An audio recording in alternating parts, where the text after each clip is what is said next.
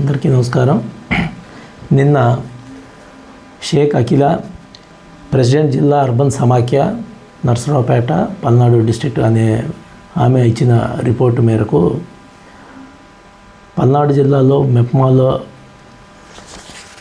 డ్వాక్రా గ్రూప్స్లో తీసుకున్నటువంటి లోన్స్లో కొన్ని అవకతవకలు జరిగినాయని, వాటికి కమ్యూనిటీ ఆర్గనైజర్స్గా ఉన్నటువంటి మెప్మాలో ఉండి పనిచేసేటువంటి ఒక 8 మంది కారణమని, ఆ విధంగా 8 మంది ఆల్రెడీ ఎగ్జిస్టింగ్ గ్రూప్లో ఉన్న మెంబర్స్ తోటి ఇంకొక గ్రూప్స్ని, ఫేక్ గ్రూప్స్ని క్రియేట్ చేసి దాదాపు 81 గ్రూప్స్ అలాంటివి క్రియేట్ చేసి 3 బ్యాంకుల్లో సుమారు 9,59,00,000 మేర డబ్బులు లోన్స్ రూపంలో అక్రమంగా తీసుకొని వాటిని బ్యాంకుకి రిటర్న్ పే చేయకుండా అవి ఫ్రాడ్ చేశారనేది వాళ్ళు ఒక రిపోర్ట్ ఇచ్చారు.